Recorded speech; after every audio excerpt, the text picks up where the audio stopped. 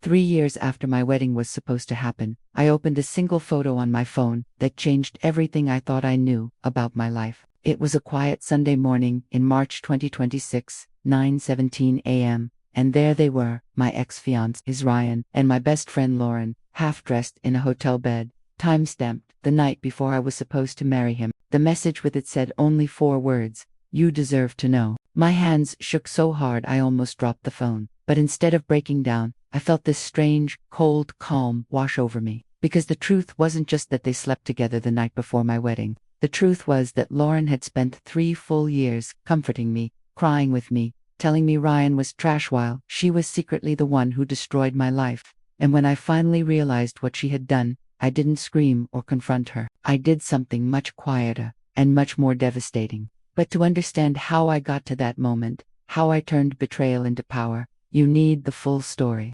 Hey everyone, I'm Mia, now 31, finally healed, and living a life I never thought I'd have again. If you're new here, welcome to the channel where we share real stories of heartbreak, deception, and the kind of comebacks that feel like justice. Hit subscribe and turn on notifications so you don't miss what's coming next. We're building a community of people who've survived the worst and come out stronger, so drop in the comments where you're watching from and what time it is there. Let's connect. This story is mine, and every word still hurts to say out loud, but it's also proof that betrayal doesn't get the final word. If you've ever been stabbed in the back by someone who was supposed to protect you, or if you've ever wondered how to rebuild after your whole world collapses, stay with me. This one's for you. Let's go back to the beginning. It was spring 2022, and I was 27. Completely in love with Ryan. We had been together for 4 years, met at a mutual friend's barbecue, started dating a week later, and everything just felt right.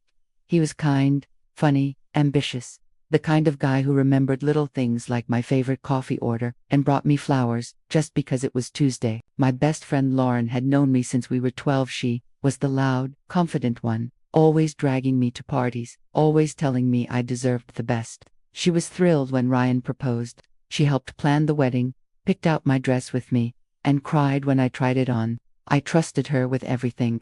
The wedding was set for June 18, 2023. We booked the perfect venue, a beautiful vineyard an hour outside the city. Everything was going smoothly until the rehearsal dinner the night before.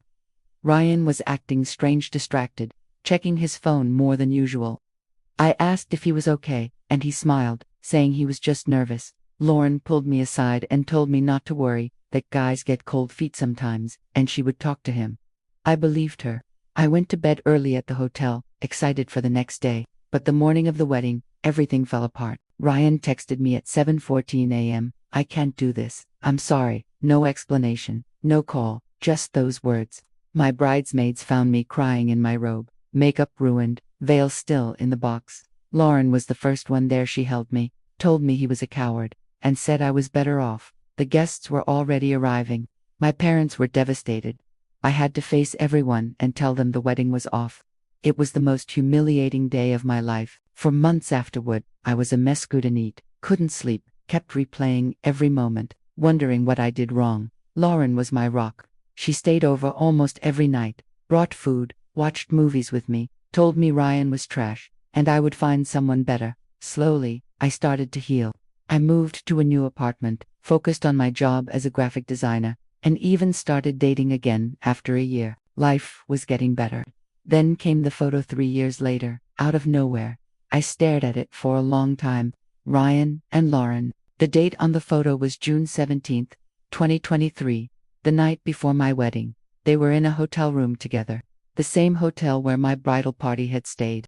The realization hit me like ice water. My fiancé didn't just leave me. My best friend had slept with him the night before our wedding. She knew. She helped destroy me. And then she spent years pretending to comfort me. I didn't cry. I didn't scream. I just felt this cold, clear calm settle over me. I saved the photo, blocked the unknown number, and started thinking. I didn't want revenge in the angry, loud way. I wanted something quieter, something permanent. I reached out to an old mutual friend, who still kept in touch with both of them. Turns out Lauren and Ryan had been secretly together ever since the wedding fallout. They moved in together 6 months after he left me. They told everyone I was too emotional and couldn't handle the breakup. Lauren even posted throwback photos of us on her birthday. captioning them sisters forever while she was sleeping with my ex-fiancés behind my back. I decided I wasn't going to confront them directly. Instead, I did something better. I wrote an anonymous but very detailed post on a large relationship subreddit, exact dates, hotel name, the photo blurred just enough, and the timeline. I didn't name them outright, but anyone who knew us would recognize it instantly. I posted it from a throwaway account and let it spread. Within 2 days, it blew up. Mutual friends started messaging me, asking if it was true.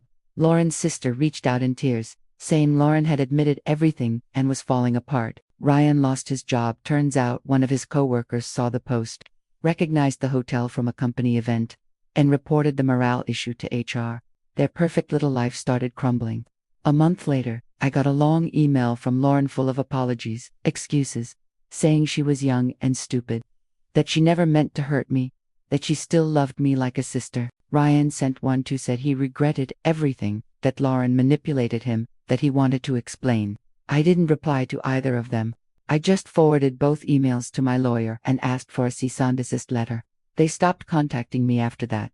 Today, I'm in a completely different life. I'm engaged to a man who would never dream of hurting me. We're planning a small wedding next spring, no big venue, just people who actually care. Lauren and Ryan. Last I heard, they broke up 6 months ago after constant fighting and cheating accusations. They're both alone, both miserable, both blocked from every part of my world. Sometimes karma takes years, but when it arrives quietly and completely. I don't hate them anymore. I just don't care. And that's the most powerful feeling in the world. If this story gave you chills, if you've ever been betrayed by someone who was supposed to protect you, smash that like button and share your own story in the comments. I read every single one. You're not alone, you're not broken, and you're going to come out of this stronger than they could ever imagine. Subscribe if you want more real stories of heartbreak and comeback. The next one is coming soon. Take care of yourself, you deserve it.